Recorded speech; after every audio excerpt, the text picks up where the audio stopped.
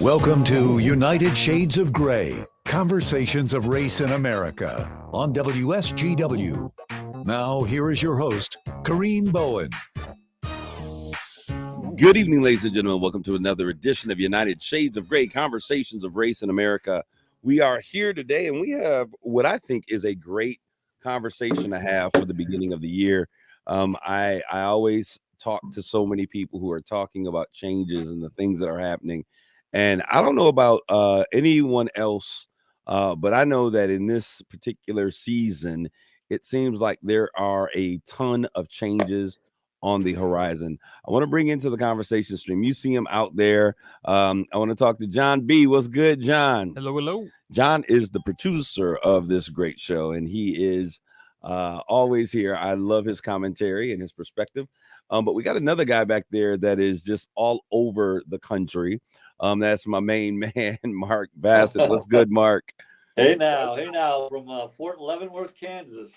Yeah, we got the sniffles and we're coughing and all this other great stuff. Mark, what's happening in Fort Leavenworth? Well, it's warming up to a balmy 30 degrees today after being, it started yesterday at -6. So it's tropical down there. Yeah, it's tropical down. I could wear a t-shirt today. Wow. Well, unfortunately, if you are in the Midwest, Michigan, Chicago, Joliet, any of these places, Pennsylvania, the entire place is on froze. It is on froze, as they said on Black Panther. You froze. But I guess this is what we're used to. People say, hey, you're from Michigan. You should be used to this. There is no getting used to. What are our temperatures today, Jonathan? I think we're hitting 10. Like, I think we just hit 10. But I was out like late last night, and I was out. It was like negative 14 degrees. Like the wind chill has been like negative 15. Yeah. This is like little Antarctica. I mean, there is no getting used to this. And as a black man, we are tropical people. I just need y'all to understand that. So I need the warmer temperatures, the warmer weather. I am a person who enjoys when it is like 98 to 101. That is my sweet spot. So I'm suffering in silence over here. No, I'm not silent. I'm complaining. I came into the studio complaining today. But hey, there are so many amazing things that are going on. If you are a Michigan person, if you are in the great state of Michigan and you happen to be a Lions fan, which there are still, Jonathan, there's still or a U of M football fan. Sorry. Okay. Yeah. I had to get it in. I get sabotaged on my own show talking as I sit here with my big. All of the other days you haven't said anything, Jonathan. The day I come in with my you're Spartan talking about on, football. So okay. So congratulations, puppy dogs, Wolverines. That's what they are. But when we look at the landscape of football, and I have been, I'm a born and raised Michigander, and I am just blown away. I'm waiting, pinching myself, trying to figure out what is going on with the Detroit Lions. Every year, over the past, 3-4 years, it's like, oh, they show us this great diamond team. And then they're like, oh, there they go. We were wondering where they were. They're right there. This is real, guys. This is really happening. Pinch yourself. What's going on? Jonathan, is this something? Do you think that we can get to the big dance as it relates to what's going on? I thought that we were going to see the old team show up on their last playoff game, the first one. And they did it. They pulled it off. I could not believe it. What is your thoughts about what's going on here? I think momentum in sports is a real thing. And I think that this might be the biggest hurdle towards, like, if they getting one is one thing. Getting two is a whole other thing when you're talking about playoffs. I think. So if you think that if they get two of these championship games, I think they'll be in a good spot mentally to get there. I don't know about athletically. Well, go ahead, Mark. They're on the road, right? Again, I mean, they got to play this one at home, right? And yes. This one will be on the road. I mean, winning on the road is a lot harder. This one is at home. This one is at home coming up. Yeah. Oh, it is? Okay. Yeah.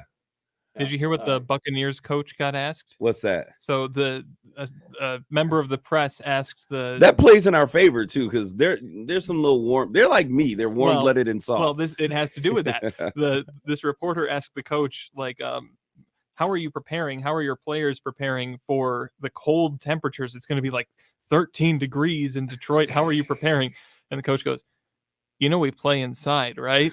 So for like the 20 seconds that we're out of the bus walking into the stadium, I don't think we need to prepare for that. But I think the psychology of it, think about this. These little pampered Buccaneers coming from sunny Florida. I mean, and it's cool there too, but this is a different kind of cold. And I'll tell you, you'll change your life. Your life will change walking from your house to your car. I mean, it will change your perspective and your life. So it'll be interesting to see if there's a psychology piece that plays in their mind, thinking like, oh my God, it's freezing here. Because I've been in that stadium and Ford Field, as big as it is, and it is a comfortable temperature, those doors are opening and you feel that wind whipping through there. You feel those Arctic temperatures. I think that may be our secret weapon going into this. Well, they should just turn off the heat in the stadium if you believe that. Just turn off the heat and have it drop down to like freezing. But the reality is Tampa's got a lot of players that played college football, probably in the Big Ten. And I'm sure they are, because we produce them and ship them everywhere.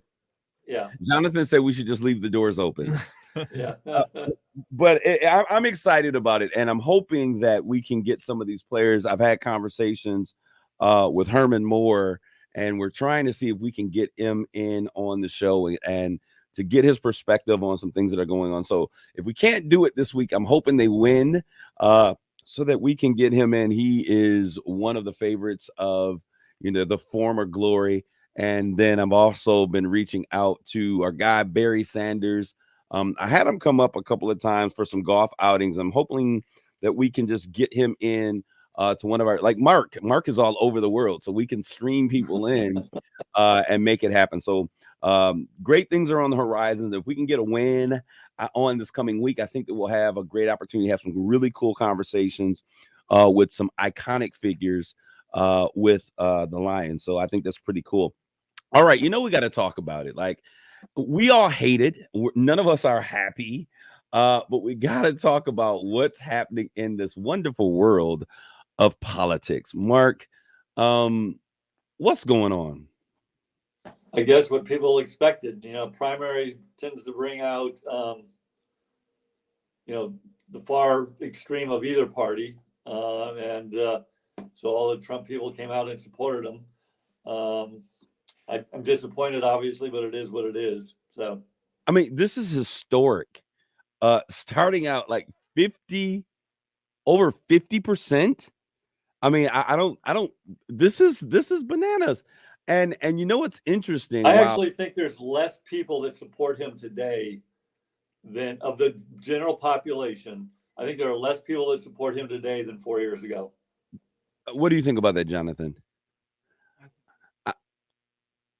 I don't know if I agree with that, because I tend to think that it may be. I think that the people that support him, that the base, obviously, his base has not gone anywhere, right? But I also think that some people are like, look, we can't continue doing what we've been doing. And so just kind of like how so many people voted for Biden, look, he is the lesser of two evil. He's going to be the Republican nominee. Let's jump behind him. At least we know what. There's more centrist Republicans that won't vote for him. I just think there's more centrist Republicans that would just not vote for him.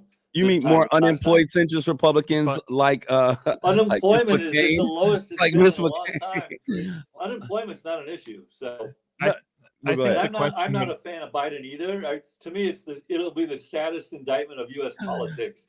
Doesn't he remind you guys of Mr. Burns? He reminds me of Mr. Burns from The Simpsons. Yeah, I mean, it would be, to me, it's the sad state of affairs if we're going to do that again.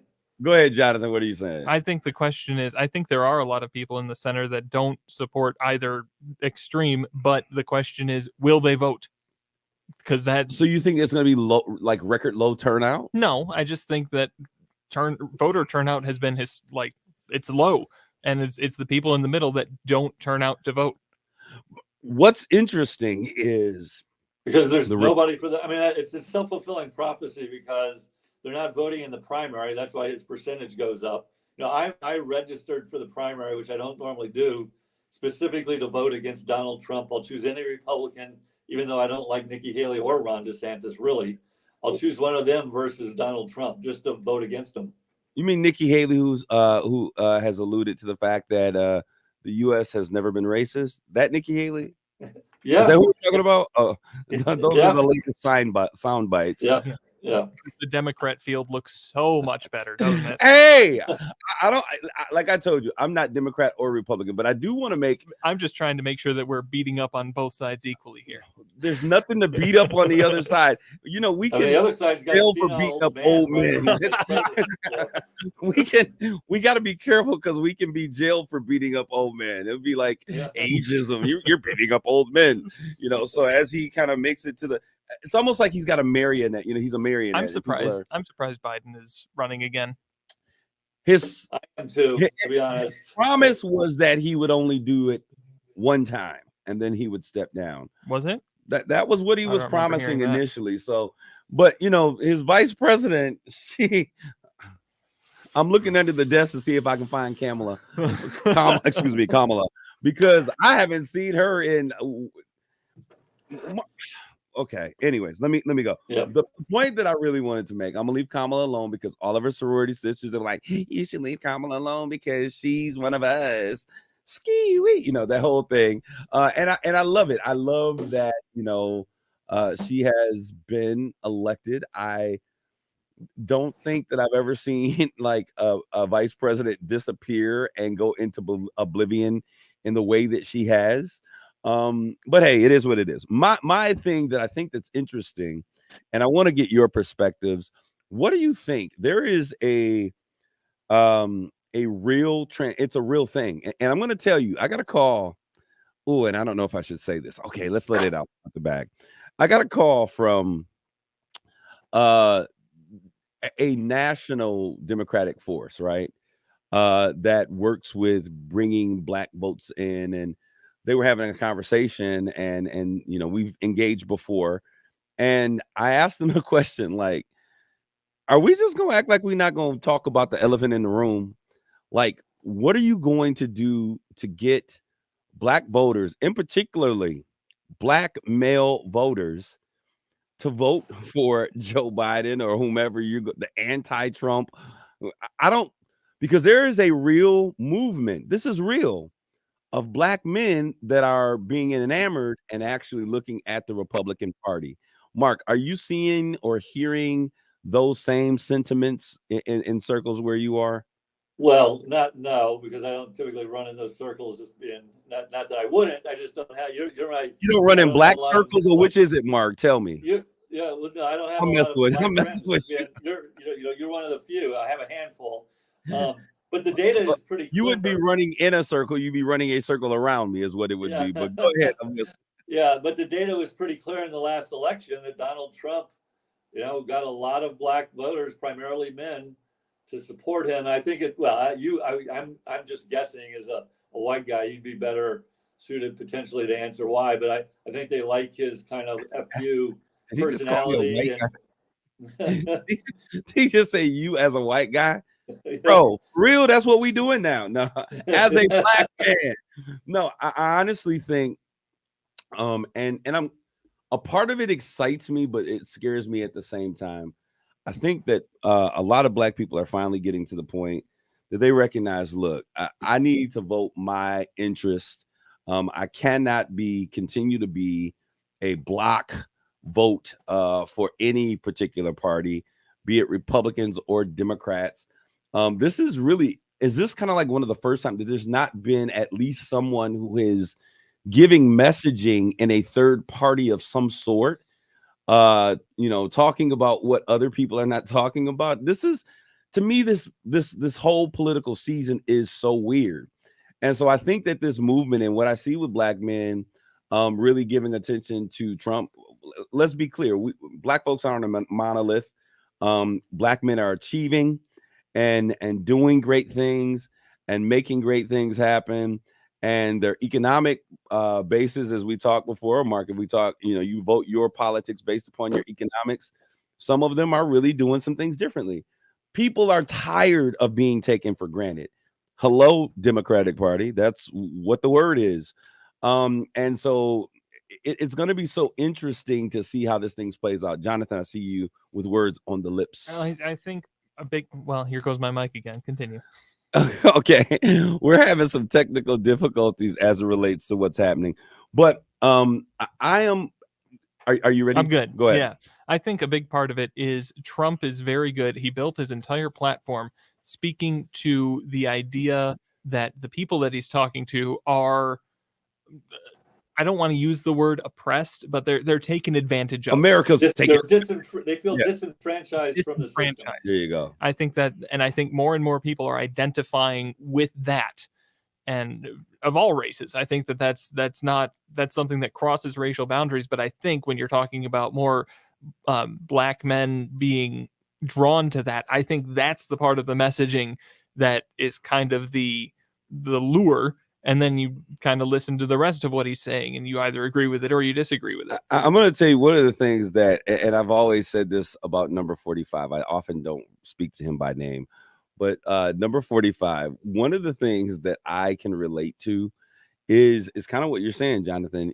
He is, he claims himself an outsider, but he's willing to say exactly what he feels, or at least boldly, emphatically state whatever the campaign spiel is, but he does it in a way that's unapologetic. He speaks truth to power in so many. Well, he speaks to power. How much of it is true may be a whole other conversation. But I think that that's something, especially if you look at people who are oppressed, they want somebody who says, listen, no, we're not doing that. We're going to put America first. That's one of the things that we both agree on, Jonathan, is that we need a common sense politics from somebody who says we're going to put America first. And I like that. But are you saying I don't agree with that? Well, no, I just know that you just don't like him, and so But I don't know what I don't want to say what I know that Jonathan has articulated that. What are your thoughts, Mr. Rich Guy? Well, rich is a relative term. Am I richer than Jonathan? Go ahead, yes, Mark. I am richer than Jonathan, but there's a lot of people I'm not richer than. But go ahead, Mark. I mean, I was alluding to the comment about America first. I think where do you stand with that? Well, I do think we should obviously make sure we take care of ourselves, but there's a total world out there as well that we have a role in, and we have certain values and principles that we'd like to see upheld and supported. And so I always say it's a balance between those two. And, no matter what you do as a leader, there are going to be people that are critical of what you do. So there's no perfect or easy answer to any of these. So this is like transitioning like butter to where we're going next here. And I titled this America, a Nation in Conflict. And this is what I mean. We got wars going on. The situation in Israel and in Gaza is yet real.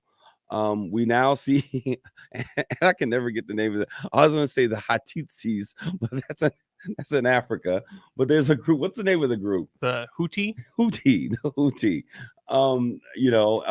Iran-backed group is now creating havoc. The U.S. is now shooting missiles back and forth with Iran. This can only lead to great things. We still have a situation that's taking place that is on the back burner for now with Ukraine. What do we do? How do we disconnect from the madness? I don't know that you can. I mean, once you're connected, it's really hard to disconnect. I think avoid connecting in the first place. At some point you do, and it's really not good. So this is the thing. So we got all of these wars going on. We have an influx of folks coming across the border, like it's they're passing out free tickets to Cedar Point or Six Flags, and folks are coming across. I am really being agitated. Are you guys agitated by the lack of our border control right now in terms of how people are coming in? They're putting them in places that really they don't know where to put them, so they're putting them in places where we often have to figure out, what where we're going to place them. So they're putting them in schools in different places, and some people are doing home learning, and those cities that voted to be sanctuary cities or voted for officials that made them sanctuary cities are now accepting migrants. And I think that's a wonderful thing. I don't think it's a wonderful thing. I think there's a lesson to be learned. I think there's a lesson to be learned. I don't think it's a wonderful thing. I would agree with that. Okay, thank you. But as a black man in America, and this is, I'll say it, I don't care. Black America has been bamboozled, I think, as it relates to their stance and their positioning on border security.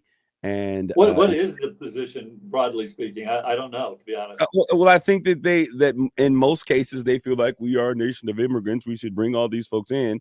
But what I see as a black man in America, that what's happening at the border is called replacement politics. They're creating and generating a group of people who are going to be dependent on a government that I still believe has some wrongs to right as it relates to those who are citizens of this nation already. And so I see that even with voting blocks, they're coming in, and when we look at their politics are not consistent with other minority groups in the country. And so we're creating and allowing a problem. We're voting for people who are continuing a problem that is actually erasing the power of our vote. I said it. There you go. That's the key, though. We are voting them into power. Absolutely. Yep. I mean, and people are choosing politicians. We choose them. So it's a problem. And I think that for a long time, you get caught into situations, and if you're not paying attention to what's happening, it's easy to buy narratives that people paint for you. So you've got to become aware of what's happening, have some real conversation, ask some tough questions, because if we're picking up people, they came across, they made it to US, let's put them on a ship and we're going to send you to a trip to New York City. It's like, this is not Wheel of Fortune, and we're not going through the prize round to show you all the benefits that this amazing country has because you made it to safety. My folks didn't come across that way. My people didn't come to this place, and I've always had some issues as it relates to how the US treats its new immigrants into this land versus how it treats its current citizens that are already a part of this country. It is not xenophobia at all. It is what I consider putting America first. And I hear the silence on y'all, like, let the black man say it. Yep. So what, out of curiosity, Kareem, what is your view on immigration? Should we not allow it to close the border? What should we do? I think that every nation has to have a pathway to citizenship, right? And this country is a nation of immigrants. However, as many people have said, and this is very right wing, if you don't do the pathway, put you back on a plane like they did those citizens that came from Haiti, they put them back on a plane and sent them back to Haiti. I think that we need to close the border, and when people come across because they don't respect our processes, send them back to Venezuela, send them back to Uruguay, send them back to wherever they came from, and then go through the processes that we have set up and we have put in alignment for citizenship to this country. That's the way we got to do it. We got to make folks appreciate and obey the processes we put in place. This is America. You don't do what you want to. But we're going to take a quick commercial break and we'll be right back.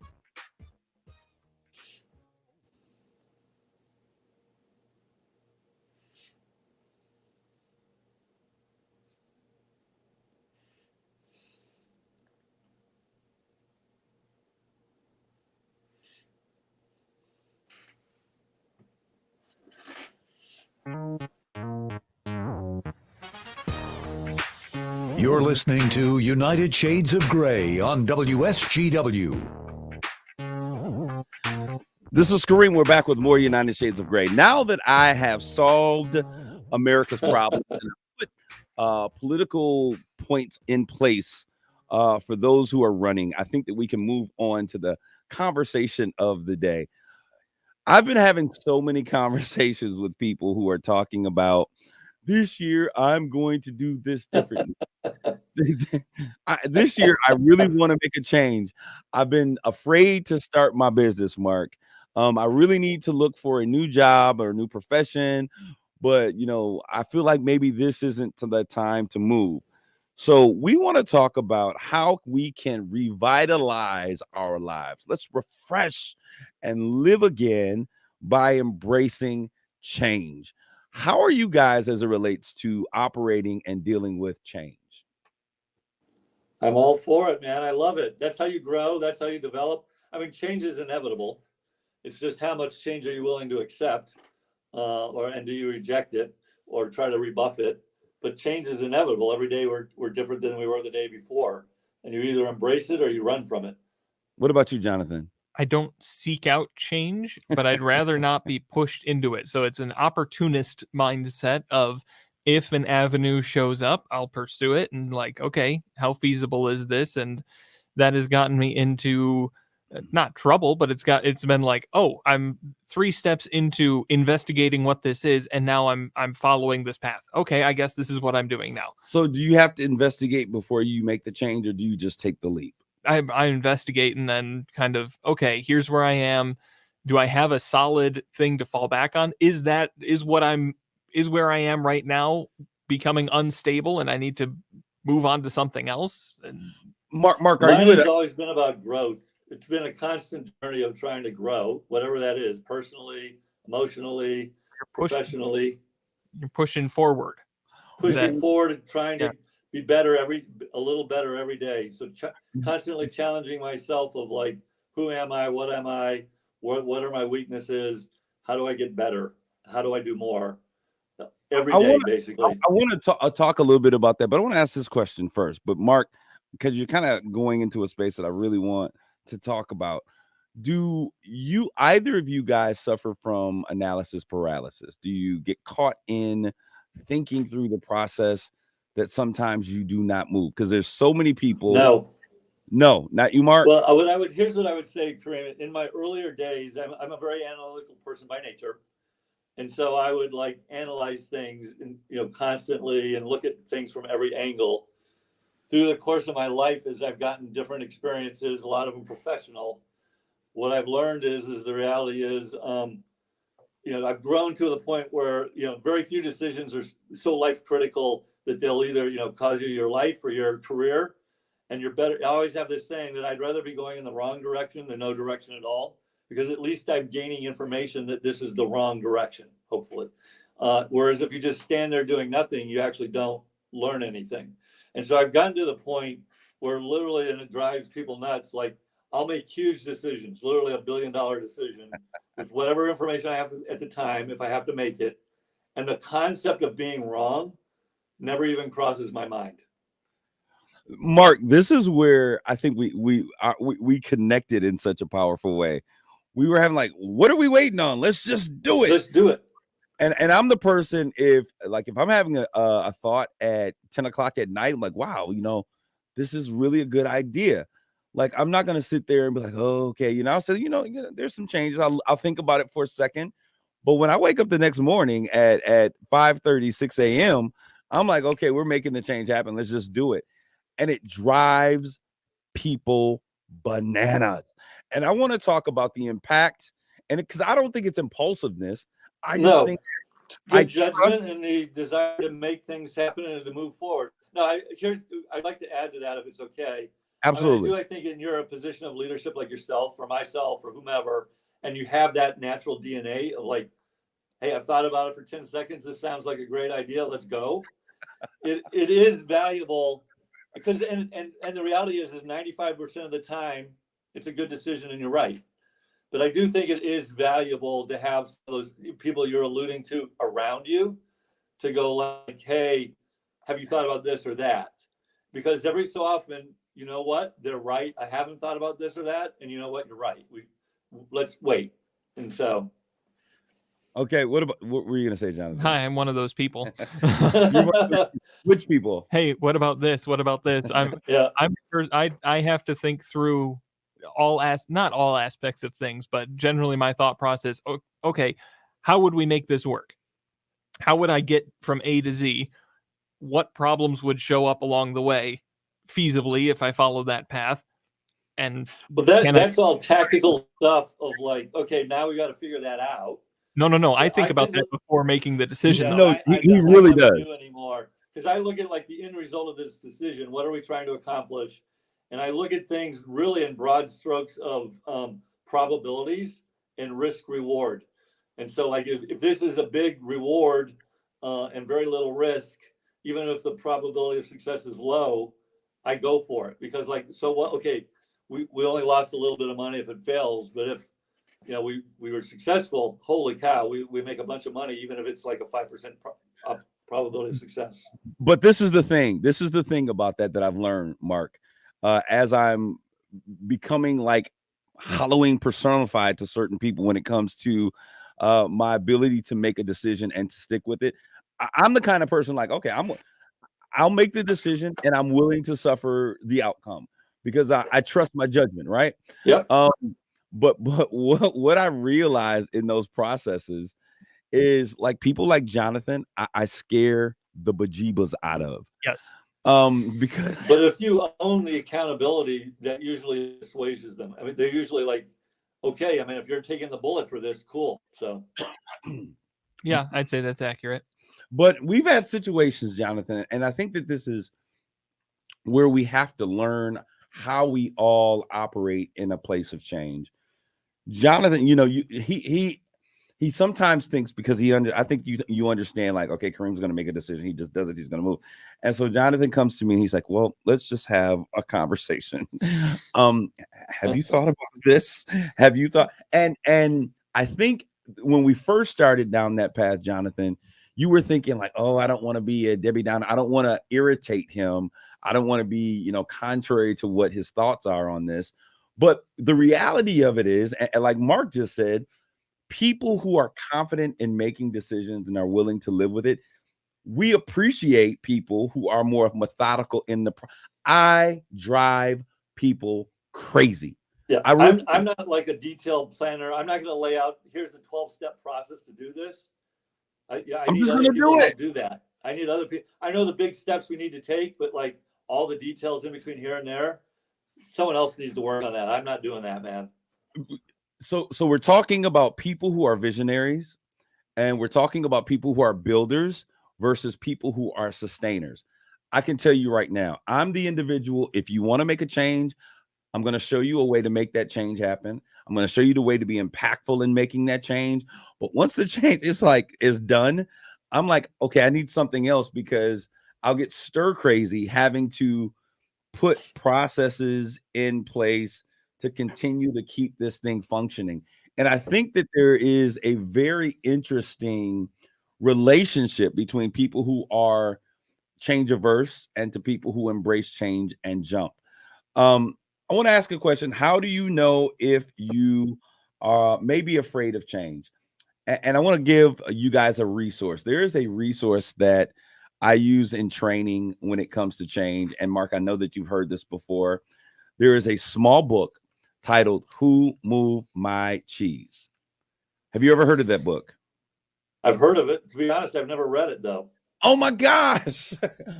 So I use this book because it gives us some very clear perspectives of how we get caught in our own minds and we're afraid to make necessary changes. A brief overview. The book is designed where there's a conversation and then they begin the story about 4 individuals, right? 2 of the individuals are Sniff and Scurry, and they're really essentially mice, right? We call them little people, but they're essentially mice. So Sniff and Scurry, and then there's Hem and Haw. Sniff and Scurry represents you and I, Mark. They're the ones who are like, hey, let's get into the maze. this cheese is great, but guess what? If we got this cheese, what might we uncover? Let's get out there and make it happen. And then him and Ha are the ones who kind of, Jonathan, you know, they like, I've built this life. I'm here. I have my systems in place. I show up at this time. We convert over to this, and they are very, is the word pragmatic, but they Pragmatic, like, they and how they operate, right? And it talks about how we have to challenge ourselves at times to get uncomfortable and the power of being uncomfortable. And I want to ask this question. When you think about the power of the times you've really accessed the power of being uncomfortable, Mark, what were the reasons and then what were the outcomes?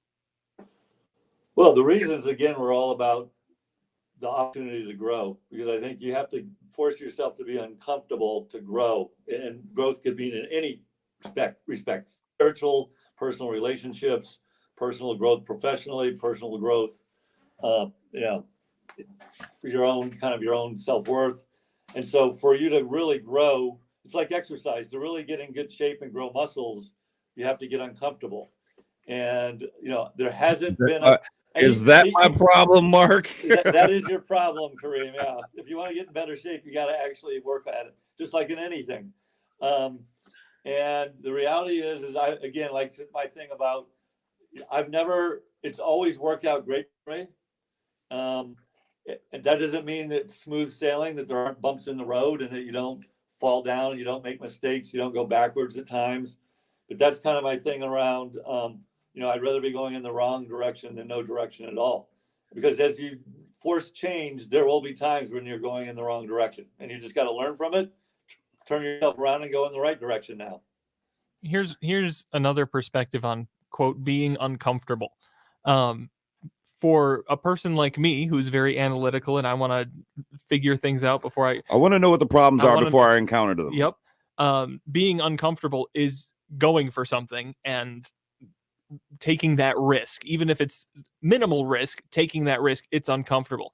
I would say for someone who is more impulsive, more let's go for it, let's do it, being uncomfortable would be waiting and seeing and thinking through that. That's good. That's more, I think that's uncomfortable for. No, that does cause.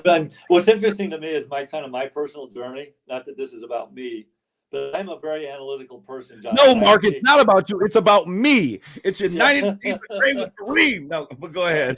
I'm a very analytical person, and before I used to give talks when I was in PhD and early in my R&D career, I would literally prepare for days thinking about every question someone might ask me, so that I could have the answer prepared for it. And through time and experience and doing things, I've become very much the other, where sitting here waiting for something makes me uncomfortable versus the unknown making me uncomfortable. And that the reason I wanted to mention that is for you, Jonathan, frankly, is like, I hear what you're saying. That doesn't mean you can't grow and evolve, and it pushes the boundaries. And not that there's anything wrong with you, but you can continue to grow and be more comfortable with kind of the unknown. And it's certainly a learning experience for people who are more analytical, more pragmatic, to know that using that uncomfortableness and embracing that, okay, something has to change here. Let's take a step, even if it is a small step, but even if it's a big step, a step needs to be taken here. And knowing when to recognize those times is huge. And it's something that I'm starting to figure out. You know what? I would actually challenge you, Jonathan, not even to just take it and see what happens, because the reality is nothing bad is probably going to happen. You know what? Talent often causes us to stay in places where we're comfortable, and we find ourselves outliving that space a lot faster than when we look at people who are purpose driven, because purpose is something that doesn't stay still, right? It is fluid, it is progressive, it is growing.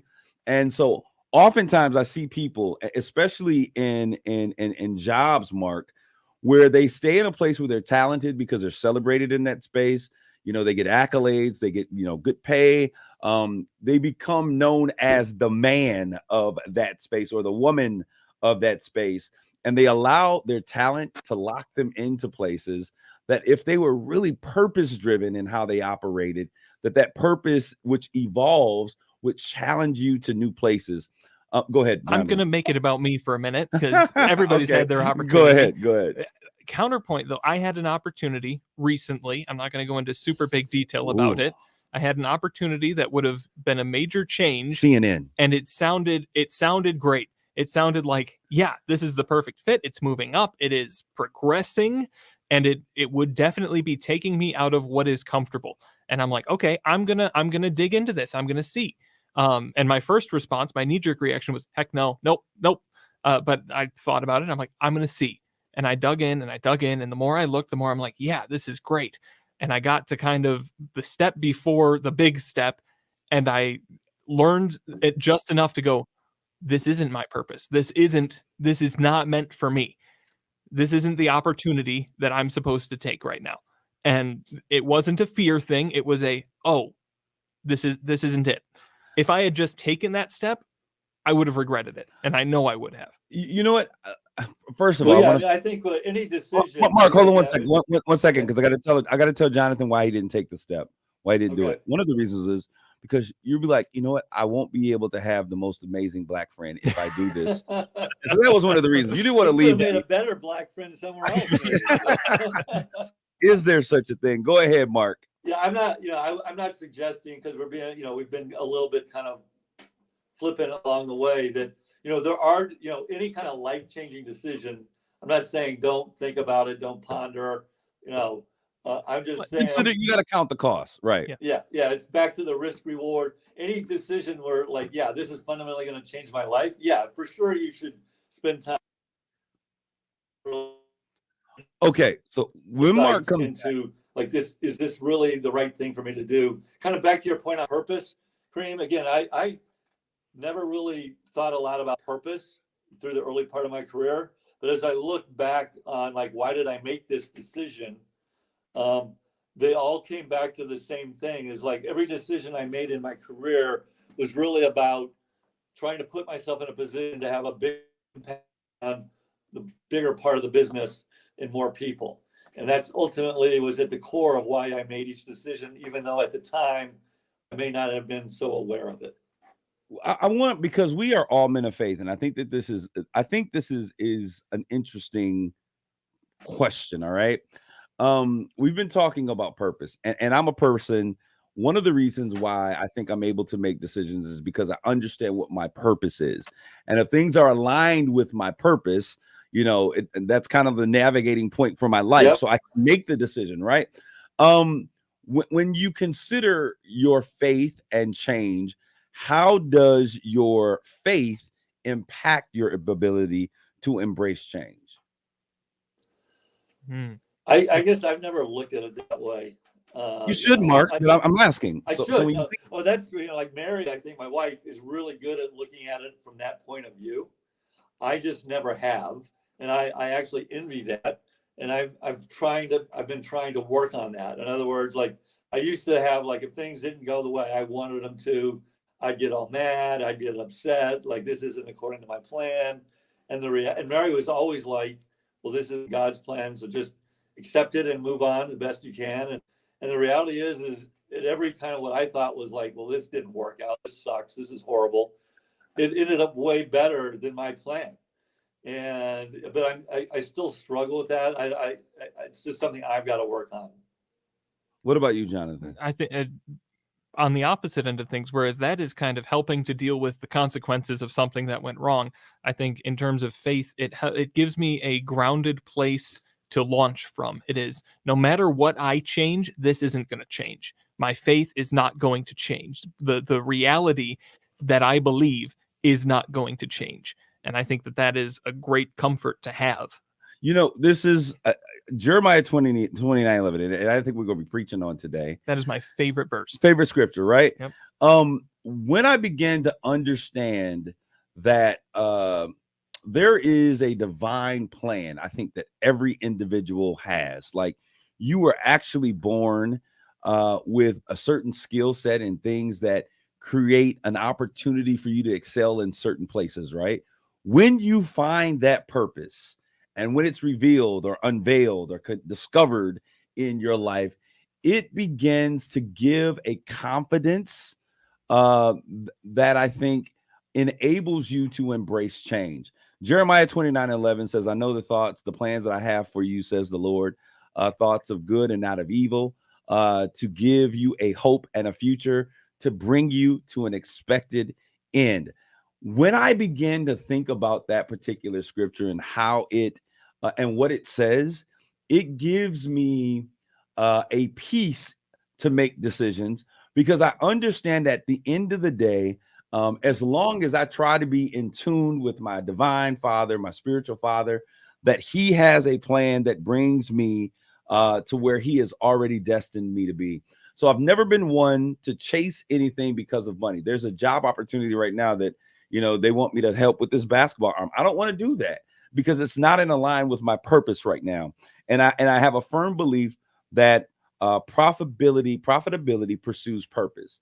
So every step in my life, I've always tried to be purposeful, understanding that what God gives vision, he always gives provision. So it's given me a comfort to be able to make hard decisions, understanding that my steps are ordered. Yeah, John. How do people find that purpose to move from? Because it is a place of, okay, I know my purpose. Now I know what light I need to make decisions in. How can people find that? This is interesting because Mark and I had this conversation. I'm on that journey right now, Jonathan, trying to find my new purpose. I'm trying to find my new purpose. I've got all these skills God's given me that I've used, I think anyway, for his will up until now.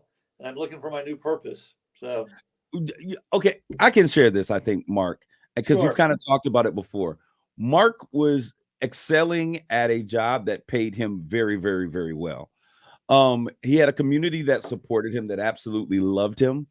And we had a conversation where Mark was like, you know what, Kareem, I've been doing this and concerned about this. I want to live a more purposeful life. I want to make sure I have better relationships with my family. I want to make sure that my children love me, that my wife understands the important value that I see she has brought to the table. And I want to really walk in my purpose. And I saw you turn down a job that paid extremely well, walk away from it, in fact, to pursue a life of purpose. How is that journey going for you, Mark? We got 1 minute and 43 seconds. Share what you can. Well, the reality is I'm just beginning it because I kind of got too engaged in too many distractions for the first year and a half or 2 years. And so now I've decided to take a step back, and I'm just really beginning it. And to your point, I'm uncomfortable. I'm nervous. I've had questions like, why did I do that again? Did I make a mistake? Did I make the wrong decision? Deep down, I know that I didn't, but it's scary. And but I'm going to go to kind of remove myself from my current world and really try to become more mindful and look for and listen for God's guidance on what is the next journey look like. Man, that is such a powerful statement. Anyone who hears this conversation, I hope they take that as their takeaway. That really you're not living life if everything around you is comfortable, but you got to begin, as they say in the book, Who Moved My Cheese, to get back into the maze, enjoy the feeling of being uncomfortable, understand that there is a divine process and a plan for your life, that if you follow your heart and your passions, that you will always find yourself in a place that you're standing firmly on your feet, looking toward the door of victory and celebrating each and every change in your life. I want to say this, as I often say, don't be afraid to embrace change.